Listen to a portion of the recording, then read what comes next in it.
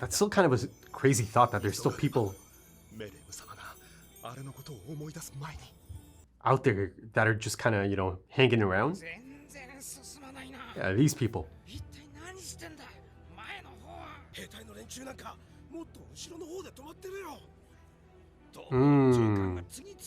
Ah. Too right you are, sir.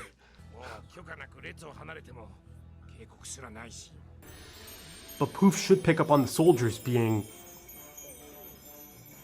inactive now, right?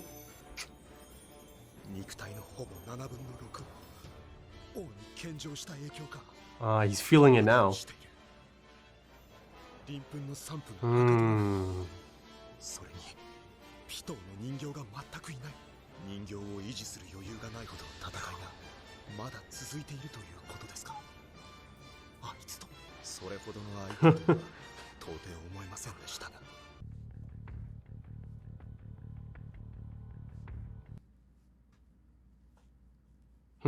Those titles are always interesting. And they come back later in the episode.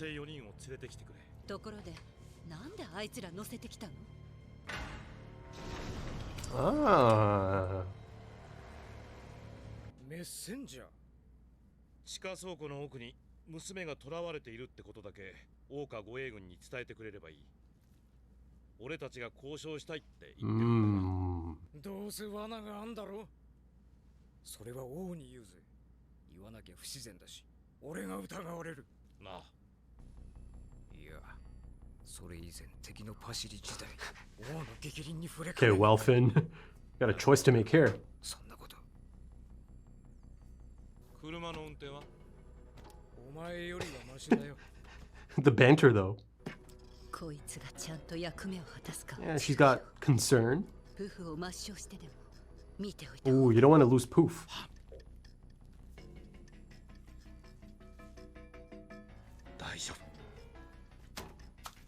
He believes in him.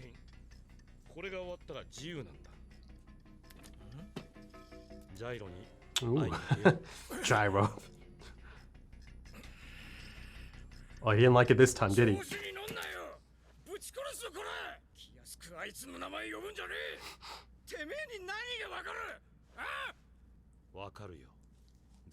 Zycar. That's why call goes so short.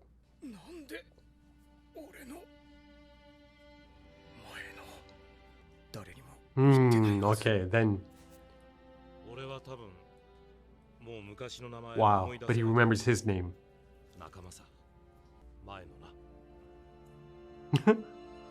Ah.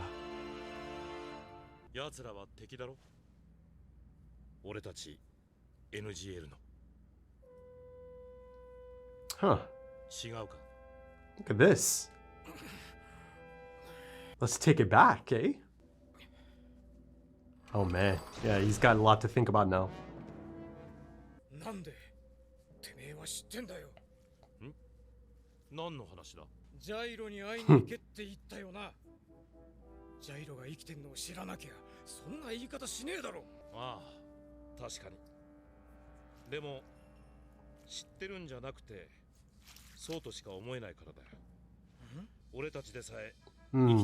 He must have as well.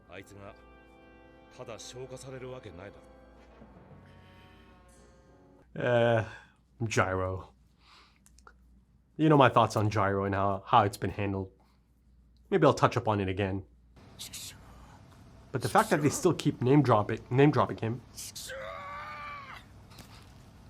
Rock in a hard place, eh? Yuppie.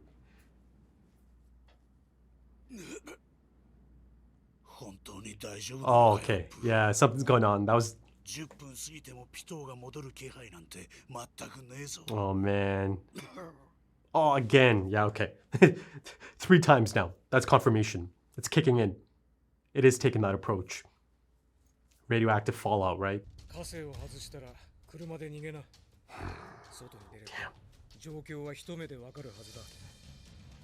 Yeah. I'm still thinking about Yuppie.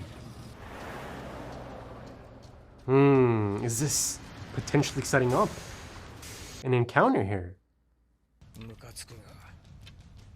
Oh, that's a great shot.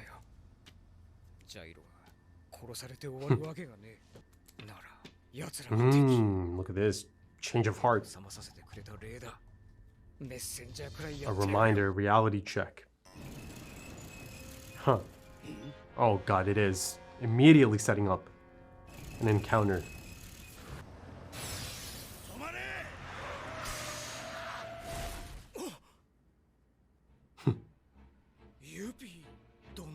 Looks a bit different, but still. That's right, Yuppie Dono.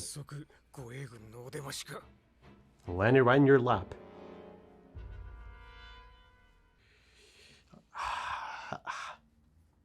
It's interesting, isn't it? The feeling, given Yuppie's current state.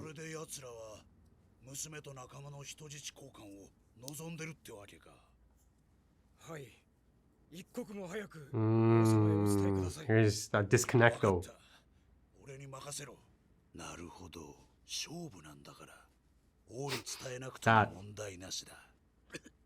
Oh, no.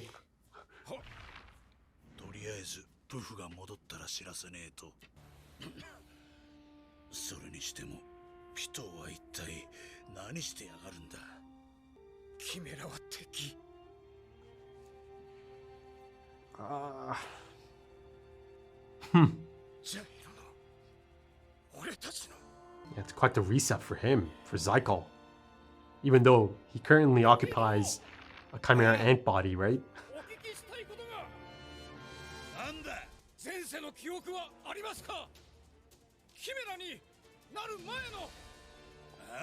I mean, the Royal Guards are built a bit different, but...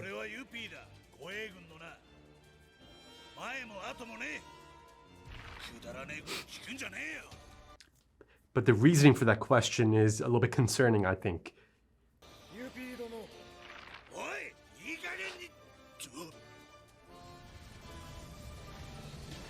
Oh, Yuppie, you gotta fly.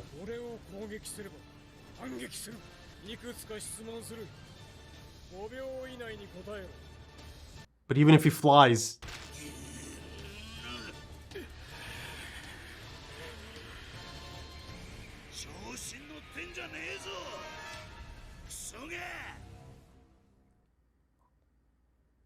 Oh, here comes that bleeding. That means there's got to be internal bleeding at this point. I mean, at this point, you can even kind of argue that it's acute radiation sickness. It's really kicking in now.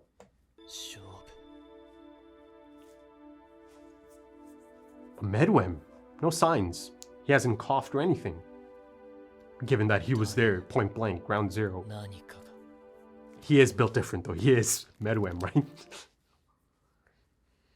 I have a sadness in me at the moment. Oh.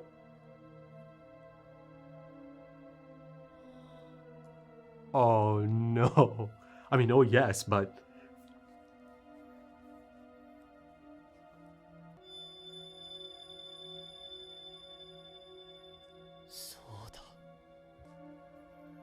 Oh, beautiful.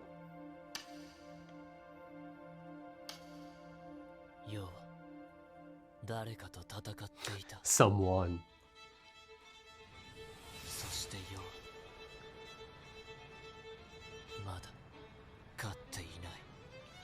Love the art style here. Look at this.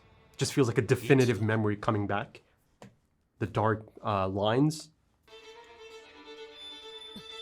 He's getting there. Oh, I spoke too soon. So this is it.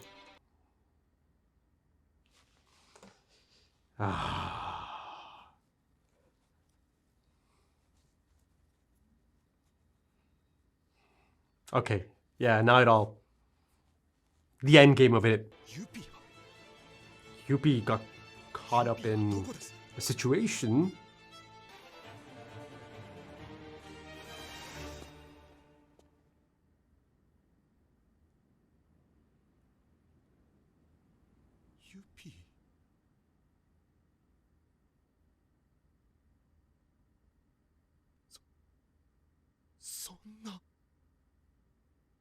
Oh. He's dead. Huh. Did not... I didn't expect that approach. Huh. どういう意味だ。メレム様。ユピーが殺されました。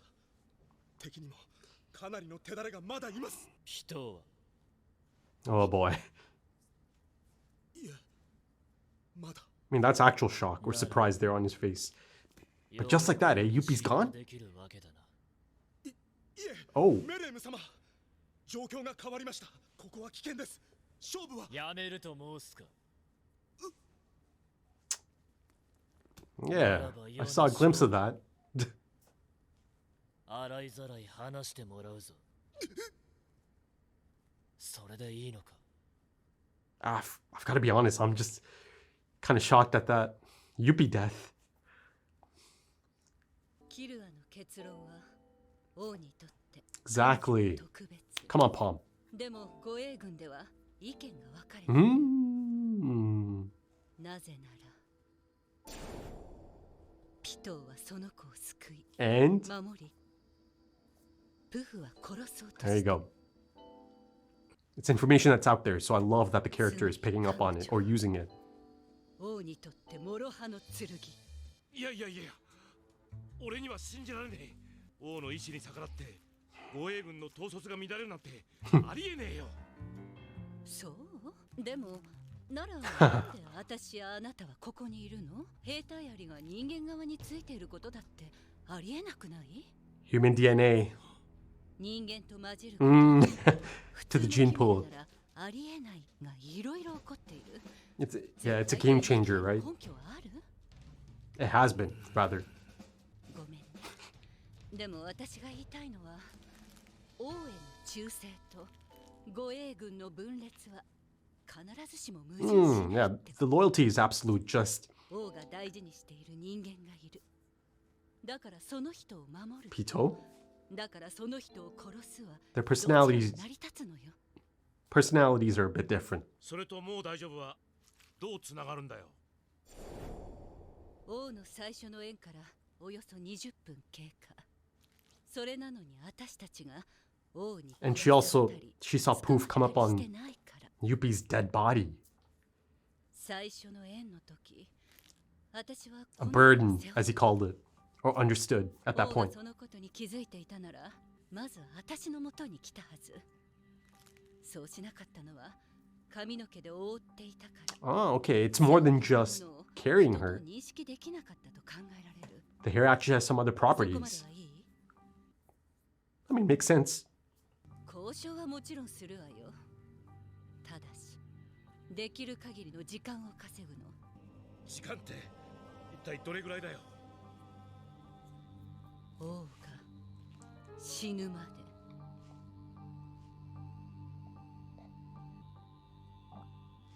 I think Palm understands. 一体何を言ってるんだ。 I think she does. 王が死ぬそりゃあいつか死ぬだろうよ。それがいつかわかるなら誰も苦労 No, しねえよ。 no. なんでもう大丈夫になるんだよ。王は死ぬわ。そんなに先のこと She understands completely.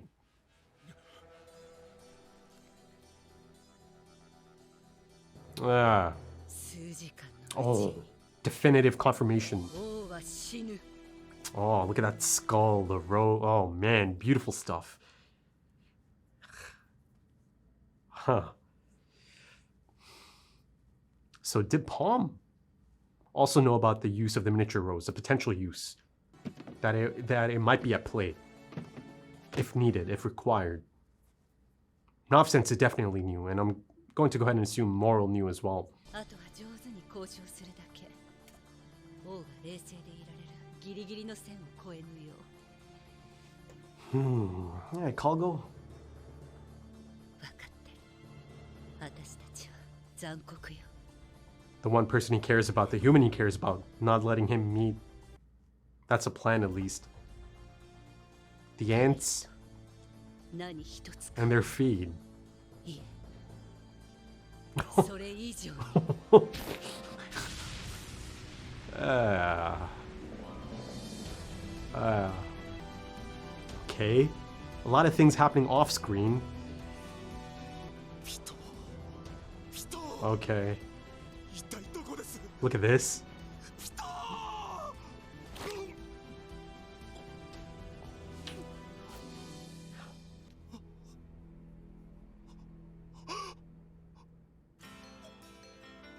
How about it?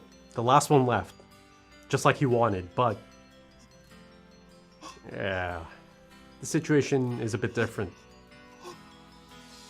Okay, so I think it's safe to assume at this point that the end game is upon us. You know, these really truly feel like the final stages of the Chimera Ant arc. And how incredible is it that, you know, the pragmatic Palm is essentially center stage at this point, you know, taking control. And, you know, beyond that, it's clear that she's about to play, you know, a major role here alongside, you know, people like Ikalgo and Welfin in the final stages of this. Right? And in a sense, I think that's actually really, I don't know, fitting, isn't it? You know, Palm, Ikalgo, Welfin, you know, there's no signs of any of the, you know, the big named characters from the Extermination Squad, right? One by one, they had to leave. They all had their own reasons, of course, you know, by choice or by force, and all of that. The last two, you know, being Killua and Gon. No signs of them, you know, showing up here. I mean, you know, I spoke on that, you know, possibility in the last episode, that unlikely possibility, essentially. But yeah, you know, I love it. I actually do love that, you know, Palm is center stage at the moment and really quite, you know, grounded and, like I said, pragmatic. I mean, essentially, it's really quite clear to see that Palm has a really good head on her shoulders. I mean, you know, essentially, she's always had that, right? Essentially, it's always been about, you know, kind of keeping her emotions in check. And again, you know, I spoke of it back in episode 124, you know, just how much becoming this hybrid actually helped her out in the long run, right? Now, you know, I say long run, I'm not sure if Palm is going to make it out of here alive. I mean, you know, essentially by the end of this episode, it does appear that she probably is going to be making it out alive, you know, given the definitive time frame that she actually gives us, right, to us, the audience. You know, according to her, only a few more hours left for the king, right? And I thought the scene's actually a really fantastic scene, you know, because Ikalgo is kind of serving as the audience surrogate, but at that point, you know, I think us, the audience, kind of knows that, okay, you know, if she's saying that, you know, all they really have to do is just hang on till the king dies, then you know, she's not saying that, oh, you know, let's just hold on for, you know, a few decades or who knows how long until the king dies. Of course, you know, at that point, us, the audience, knows, oh, if she's saying that, that means she has a rough idea or she has some idea in terms of a time frame, right? And then, of course, you know, in the same episode, I get that moment. You know, of course, I've been seeing it since the last episode for the late Monta to Yuppie. Listen, folks, I'll get to that. I'll get to Yuppie's death. You know, beginnings and endings, and, you know, the beginning of the end and all of that. But yeah, that was the end of the line for Yuppie. As you saw, it took me by surprise. I felt that it's really quite jarring, and I'm still a little bit, I don't know, shook up by it. And I'm speaking of the manner of his death or how it's handled, right? The send-off itself, how it's handled. Yeah, it really took me by surprise. I mean, I sat here finding myself tearing up over Yuppie's death, right? I suppose the sudden nature of it, the really sudden nature of it, the off-screen nature of it, really hit me hard, even more so, right, than a bit of a prolonged send-off death scene, perhaps. But yeah, you know, I've got my thoughts on it. As you saw, I kind of struggled post Yuppie's death. But yeah, you know, let's kind of get back to the conclusion of the episode and the things that it has kind of set up now for, you know, the finale of this arc. And, you know, one thing I do want to kind of make clear here is that, you know, I don't know the end points. You know, like I mentioned Killua and Gon. I don't know if that is the end point of, you know, Killua and Gon's arc or Killua's arc. So, you know, I've kind of, held back from kind of, going really deep in terms of, bookending any specific arcs or anything. So I don't know. I have to kind of hold on and see how things play out. The aftermath, the fallout, I suppose. And speaking of that, there's literal aftermath and fallout to discuss in this episode. The effects of it, right? Even if there might be fictional elements, right? Because that is a possibility.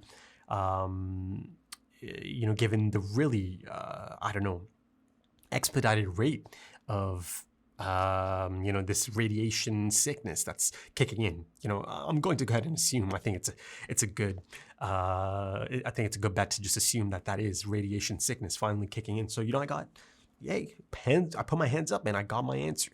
Indeed, it is handling it in a realistic manner, right?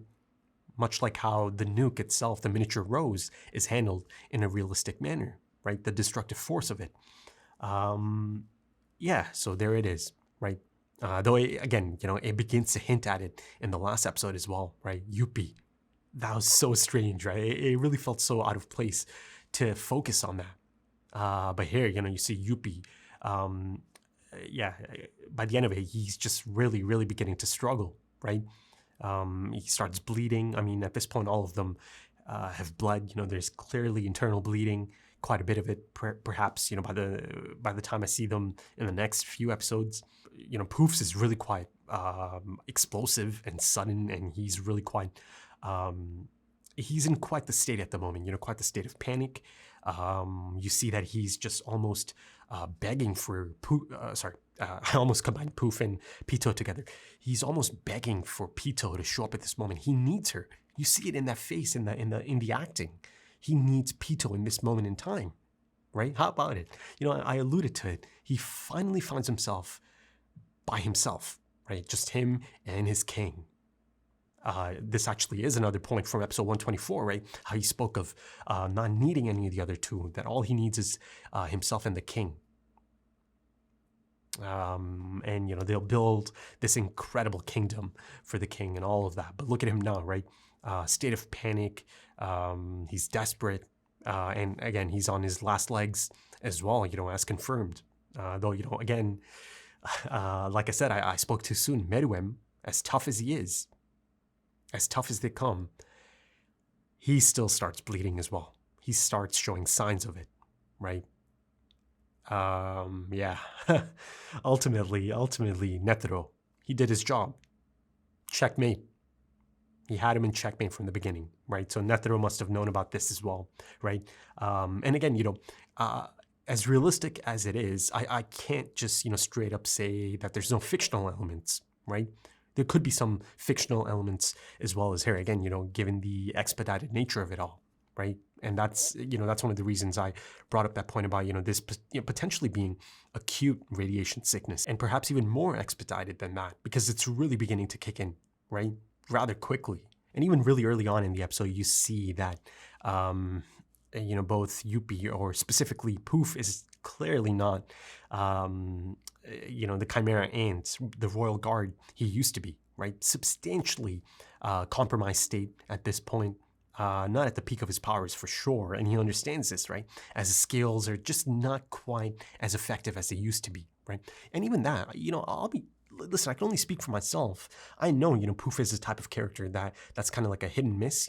Some might really truly hate him, and some might, still like him, even if he has these types of qualities. I kind of fall in that camp. I think he's a fascinating character, one of the most compelling of the Chimera Ant arc.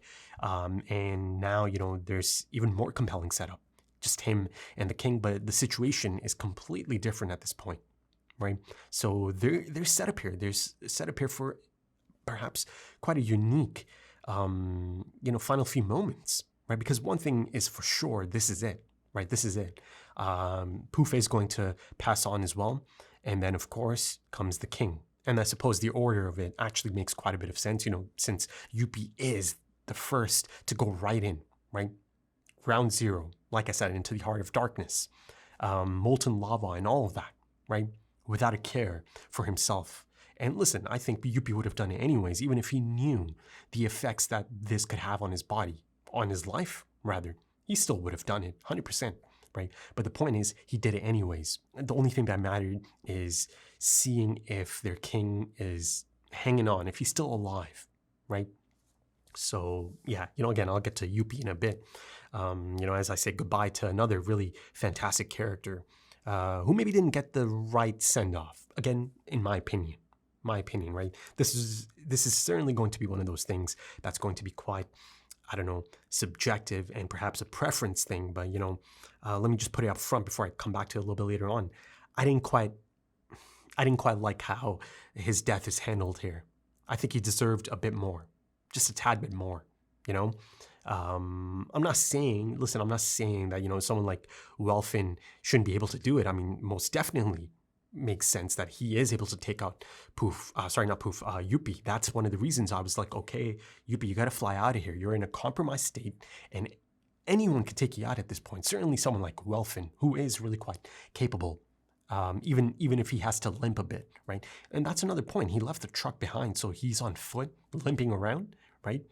And you've got, Poof and Meruem around as well. So yeah, Welfin is right in the middle of it, center stage as well, much like Ikalgo and Palm. But yeah, going back to some of the talking points from the last episode, about the potential endgame of all of this. Like I said, the idea of any sort of final attack on the king from the extermination squad, nothing about that felt compelling at all to me about that possibility, right? And yeah, this right here, it just completely checks out in terms of the trajectory of this, in terms of Takashi's writing of this, right? And again, given the time frame of this, it had to be something like this. I felt that this might come after he learns about Komugi again, comes to, remember everything about Komugi. He's almost there, right? And listen, another thing that happened behind closed doors or off screen is him asking Poof to tell him the truth about everything. And then, of course, I see the immediate aftermath of it. Poof is really quite disturbed. And then, of course, that leads to the scene of him coughing up blood. Let's see how that played out. But he's essentially almost there in terms of remembering her, right? He remembered the details of their Gungi matches, right? A vivid detail as well. I love the art style, like I mentioned, the thick, dark lines to, kind of reiterate just how important those moments are or were in his own development. But this right here is far more compelling as a potential endpoint. I mean, it's not even a potential endpoint. It is a definitive confirmation in this episode, right? Palm pretty much tells us this is it. The king's got a few hours left, and that's all. They just have to kind of avoid it for a few more hours, and that's one of the reasons she felt that this is so cruel, right? And Ikalgo is really quite sad about it as well, right? It's clear that this person, Komugi, means quite a bit to the king. Yet, here they find themselves, perhaps in the king's final moments, separating the two, right? Listen, there's a few angles to take here. One is more of a heartbreaking one, right? And the other is more of a romantic one, I suppose. And the two are really quite clear. One of them is, of course, Meruem does get to see Komugi right before he dies, right? He does get to share his name and, have maybe perhaps a special moment right before he has to pass on as well. Because again, it's inevitable at this point. It's a matter of time. How about that for humans' potential for evolution, infinite potential for evolution? Though, a lot of people told me after episode 126, and, a friend of mine also told me after I watched episode 126 that, you can apparently, you can also substitute malice instead, right? That there's a clever bit of writing in there, double meaning in there. That either one, evolution and malice, interchangeable, essentially. So yeah, that's, how about that, eh? I mean, I feel like I still kind of got to that train of thought anyways in my discussion for episode 126, the destructive capabilities of humanity and just how naive Meruem really truly was in terms of, underestimating humans, or not even underestimating, just not knowing humans enough to know how sick us humans can be. Right, our need to be on top at all times and all of that. I don't want to repeat on my talking points, but you see once again that it's a reminder, and the reminder is brutal and beautiful, much like the miniature rose itself, right? The imagery that's been associated with the miniature rose is an actual rose, of course. You see in that one shot of Palm and Ikalgo, right? Because Ikalgo is not quite understanding, okay, how come this means, that they're safe now, right? He asked her a few times, please, just tell me clearly, explain. And then, it becomes clear that Palm actually completely understands the after effects of the miniature rose and that it has been used, right? Now, the thing is, if you just practically, I think everyone probably should have felt something, even if it is quite a bit in the distance, the miniature rose going off, right?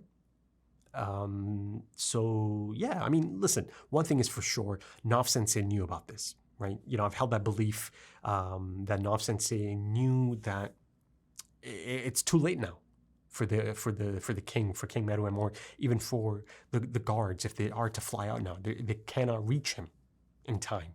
This is around the time Nov reappears, right? To take Moral to safety.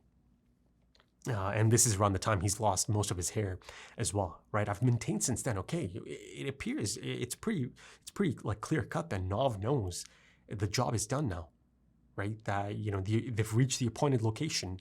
It's too late for anyone to get to the king and, help him or save him or any of that. But again, Meruem lives through the help of his trusty, loyal till the end guards, right? He gets to cannibalize them and all of that, comes back so much stronger, right? Almost a tenfold stronger, but maybe not that much stronger, but quite a bit stronger. New abilities and all of that. And yeah, I mean, it's a bit of a fake out, of course. But as you know, I've always held the belief that, yeah, ultimately they do have to die. They are going to die most likely. That's the most logical conclusion to this. Meruem for sure, most definitely had to die, right? That much is clear, even to the chairman and to Nov and all those guys. But, I pose the question, is this information that was shared with Palm, right? It appears that it might have been, but, this Palm is a different Palm. Post-hybrid Palm is a different Palm than before. So am I missing something here?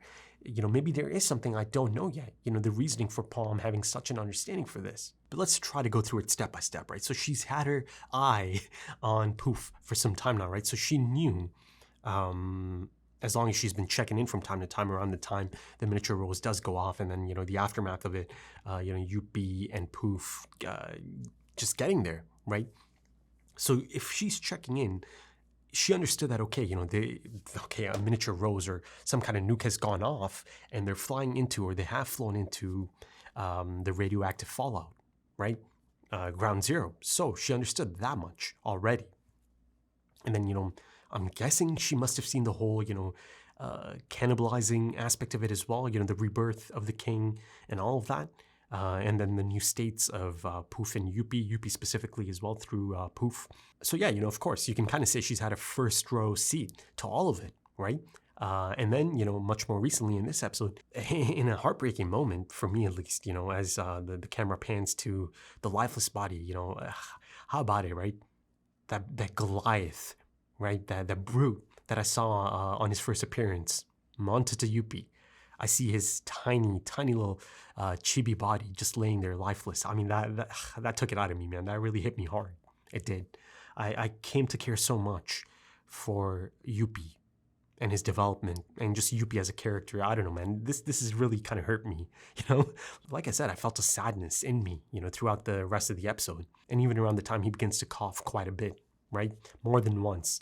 Once is suspicious and kind of out of place, but then more than once is like, shit, this is the beginning of the end. So yeah, she saw, it's a great transition actually, as, Poof is shell-shocked, and, Poof actually looked quite upset. This is my read on it. I thought he's actually quite sad. It's such a sudden thing to come across, Yuppie's dead body like that, right? I felt like my reaction, first time reaction, actually matched Poof's first time reaction. Just absolute shock, right? So perhaps in that sense, the scene itself is effective in kind of evoking a certain reaction and feeling. I'll give it, props for that. It's just, in my personal opinion, I felt like Yuppie maybe deserved a different type of send-off, you look at Pito's send-off. It's an incredible send-off, worthy of Pito. And I'm certain that, the setup is there now for Poof to get a really compelling send-off as well, I think, right? That's my reading of it at the moment, right? And, a lot of interesting things can come out of this potential, final few moments that he might have with the king, right? So yeah, my only complaint, I suppose, again, subjective, it's a preference thing, is that I think Yuppie deserved a bit more than that, right? Off-screen death. But listen, I'm not being delusional. I knew the moment Welfin squared up, and that's a really cool moment as well, right? Not that I want Yuppie to die or anything, but just to see Welfin, the newly resolved Welfin, stand up to a royal guard, even in that compromised state. That's quite a thing. And of course, that's because of his, recent change of heart. Once again, back to the basics, back to his roots, because of Ikalgo reminding him, listen, you and I go all the way back to Gyro and the NGL and the crew, right? And the crew also included Bravuda, right? Who's kind of forgotten about all of it, but Ikalgo, he remembers most of it, except his own name. But, they used to be that close that he remembered Zykal's name and everything. And, that's crucial in Welfin's change of heart. And kind of reiterating, okay, Chimera ants are the real enemy here. They came into the NGL, they took us out ruthlessly at that. So now he returns to that. But like I said, it's really quite interesting, isn't it? Because he occupies a Chimera ant body for the rest of his life from this point on, if he is to survive from this point on, right? He survived a royal guard, Yuppie, but again, like I said, a severely compromised state. Yuppie, I'm not even sure the things he's capable of in the end, right? In that state, in that physical form. So yeah, going back to Palma and her understanding of the situation, and that, at most, the king only has a few hours left. It's such a definitive statement, coming out of Palm's mouth. And she's just incredibly calm in that moment. You see Ikalgo, again, audience surrogate, he's a little bit uneasy about the whole thing. He's like, huh? How do you know this, or how do you expect this? Explain, please, take me through your process. And I think as a sparring partner in that moment, a verbal sparring partner at that, I thought Ikalgo's character does a good job of having a great back and forth in terms of exposition, or in terms of the exposition that is facilitated because of this back and forth. But let's put a pin in that. I'll come back to that, and some of the back and forth during that conversation. I need to go back and finish up my point about the other possibility, the heartbreaking possibility that Meruem doesn't get to see Komugi, right? And that might come about if Meruem understands that he only has a little bit of time left, and he understands the process that is, at play essentially, actively throughout his body, right? If Meruem understands that, okay, I'm about to die here, and it's because of, again, the use of that bomb, of that nuke, and now these are the after effects of it, he might decide that it might be too risky to go see Komugi, right? That he might be putting her at risk. But then if I say that, you have to think of Knuckle, you have to think of Melioron. Both of them are around, all three of them, Yuppie, Poof, and Meruem for a decent amount of time, I'd say, But I don't know. Listen, there's still that element of, the miniature Rose and maybe some fictional elements at play that I don't know about yet, right? Though I do feel like there is some, some room for that already, again, given the accelerated rate of all of this. But yeah, that's the other possibility I've been thinking about, the heartbreaking possibility of him not getting to see Komugi. But, the romantic in me feels that, and, I spoke of it even in the last episode, that I keep visualizing their reunion so much in my mind. I'm hoping he does get to see her in his final moments, and that he does get to, share some time with Komugi in those moments, right? But again, it remains to be seen if that's going to be a risky thing for Komugi. Being that close, in close proximity to the king. And you know, the crazy thing about all of this is that the things I know about Komugi up until this point, you know, pre-Dragon Dive and all of that, you know, her moments with Meruem, Supreme Leader from her perspective, you know, Komugi is the type who could come to in the next couple of episodes, and the only thing she really wants is just to play Gungi with the Supreme Leader. You know, in those moments, she was the happiest, right? I saw it. You know, she's just so incredibly, you know, happy, or considers herself so fortunate that she is able to have those moments with the Supreme Leader. But yeah, ultimately, you know, Meruem couldn't really truly escape it. Couldn't really truly escape the miniature rose, or Netero for that matter. You know, his final act, the final act of his life, even if it was a disgraceful one, perhaps from his perspective. Just when I thought I was out, they pull me back in. Eh? So let's see. Actually, let me finish up my point about you know, Gon and Killua's arcs and all of that. And even, you know, I can kind of include the Chimera Ant arc as a whole, I suppose, in terms of, you know, any possible discussion points and, you know, wrap-ups and all of that. So yeah, you know, Gon and Killua, it's up in the air at the moment. So, you know, I mean, 131 is an incredible episode, right? One of the all-time greats and all of that. But even then, and then of course, you know, after getting a glimpse of Killua carrying Gon, I'm still not sure if this is really truly the end of Gon's arc, right? I need to see how, you know, they'll try to treat him at the least, right? Of course, Killua is going to try his best to get him to some help and all of that. So, you know, I'm not done yet. You know, I just want to, you know, just kind of want to reiterate, I'm not done yet in terms of my, you know, discussion points for Gon and his arc as a whole. I just kind of have to let it all play out and see how the Gon situation is handled. And another character that's been, you know, brought back in, name dropped, is Gyro in this episode. I mean, you saw my reaction to it. You know, my thoughts on the matter, but you know, maybe it's a good thing. Maybe it's a sign of good things to come, perhaps, in terms of, you know, potentially getting to Gyro. Maybe not in the anime, but maybe, you know, in the manga, right? Because again, you know, there's not too many anime episodes left after this point.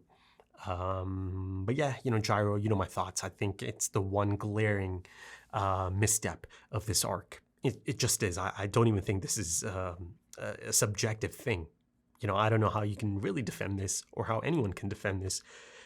Listen, you know, it's been brought to my attention, yeah, you know, maybe they have explained it in the manga, but listen, folks, this is not the manga, this is the anime. You know, I'm not reading the manga, am I? This is the anime, and, you know, I've asked people to not give me any further clarification on that. I have to judge the anime for the anime, right? Hell, you know, I think I may have mentioned it, or maybe maybe it was in a response in a comment, maybe on Patreon, maybe on YouTube. Even the idea that I was told to, you know, to watch episode 1 of the 99 Hunter x Hunter, that's not something I'm really into. That's not something I really usually do, right? Everything has to stand on its own, so I can assess it on its own, right? But at the time, you know, it's impossible to know the reasoning for that recommendation, and there's so many of you that said, okay, you know, you simply must, you have to watch it. And I suppose since I had no idea, you know, what this is all about, I just did it, right? But listen, that's not the type of thing I'm usually open to.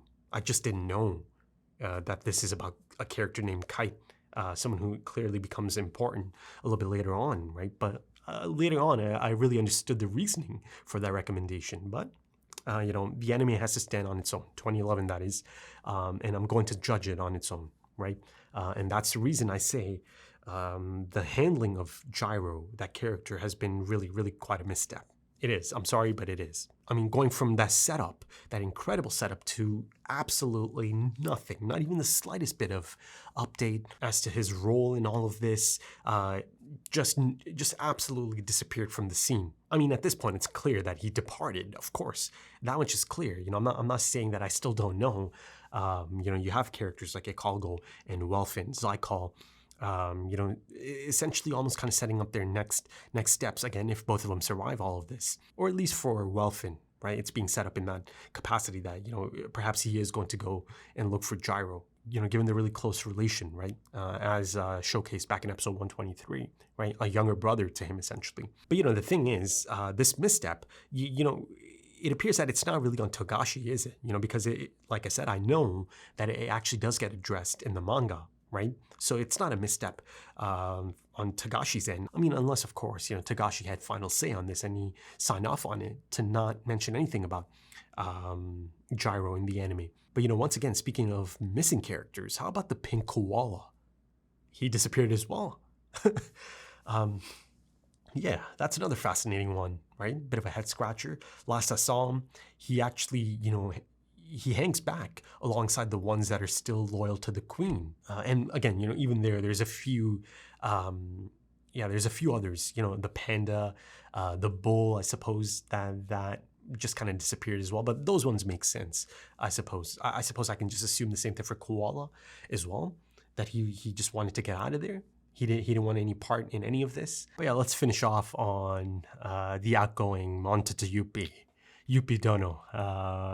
Yeah, man, I've got to say, I just enjoyed that character so much, the development of that character so much. Initially presented, showcased as this brute, the brute of the group archetype. And yeah, of course, if you look at him, he certainly fits the bill, right? It's a deliberate choice to present him in that manner up front. But then, of course, as things play out, I saw some fantastic stuff, really some fantastic stuff. And, I'll go as far as to say that some of the episodes that had Yuppie center stage, his development, his run-ins with Knuckle and Shoot and Moral and everything that came out of that, those are some of the best episodes, for me at least, in the Chimera Ant arc.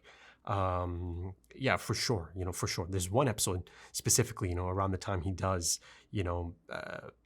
really kind of come to understand quite a bit about himself, or he learns quite a bit in real time in front of me as an audience member through his experiences with these special humans, right? So in a sense, his development is the most identical to the King's, right? It's because of a human, right? A special human. In Yuppie's case, multiple special humans that helped him, see things in a different light, right? And again, Yuppie is made up of magical beasts as well. So, there's that angle as well. Again, it kind of goes back to that idea of rapid evolution, right? It's honestly some of the most satisfying and fulfilling character development, isn't it? I remember being so incredibly proud of Yuppie. I remember calling him Sir Montata Yuppie because of his behavior and how he handled, or how he chose to handle that situation, right? Letting Knuckle go, letting all of them go at that point. Of course, he does kind of think back to it later on after finding out the things that happened to his king, that maybe he was wrong for that. But, I think all of that still remains.